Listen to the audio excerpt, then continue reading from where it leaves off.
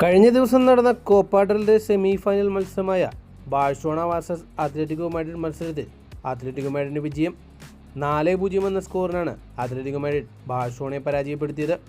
ഈ മത്സരത്തിൽ അത്ലറ്റിക്കോ മാഡ്രിഡിൻ്റെ വിജയത്തിൽ നിർണായക പങ്കാളികളാവാൻ അർജന്റീനയുടെ താരങ്ങളായ നാഹുൽ മൊളീനയ്ക്കും ജൂലിയൻ അൽവാരസിനും ഗുലിയാനി സിമിയോണിക്കും സാധിച്ചു. തുടർച്ചയായ 11 മത്സരങ്ങൾ ഗോൾ നേടാതിരുന്ന ജൂലിയൻ അൽവാരസ് ഒരു ഗോൾ നേടുകയും ഒരു ഗോളിന് അസിസ്റ്റ് നൽകുകയും ചെയ്തിരുന്നു. 68 മിനിറ്റാണ് അദ്ദേഹം ഇന്നലത്തെ മത്സരത്തിൽ കളിക്കാനുണ്ടായിരുന്നത്.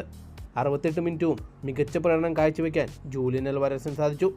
അർജന്റീനയുടെ ഡിഫൻഡറായ നാഹുൽ മൊളീന മികച്ച പ്രകടനം കാഴ്ചവെച്ചുകൊണ്ട് മത്സരത്തിലെ മാൻ ഓഫ് ദി മാച്ച് പുരസ്കാരവും നേടിയെടുക്കാൻ അദ്ദേഹത്തിന് സാധിച്ചു.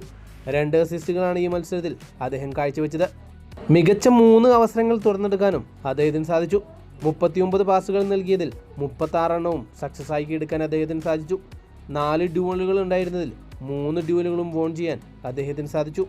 ഒരു ഫൗൾ പോലും വഴങ്ങാതെ 7 സക്സസീവ് ഡിഫൻസുകളും 4 ഇൻ്റർസെപ്ഷനുകളും അദ്ദേഹം നടത്തുകയുണ്ടായി. 2021 ഒക്ടോബറിൽ ലൂയിസ് സുവാരസിൻ്റെ ഗോളിൽ അത്ലറ്റിക്കോ മാഡ്രിഡ് ബാഴ്സലോണയെ അവരുടെ ഹോം ഗ്രൗണ്ടിൽ തോൽപ്പിച്ചതിന് ശേഷം ഇന്ന് ആദ്യമായിട്ടാണ് അത്ലറ്റിക്കോ മാഡ്രിഡ് ബാഴ്സലോണയുടെ ഹോം ഗ്രൗണ്ടിൽ വെച്ച് അവരെ തോൽപ്പിക്കുന്നത്.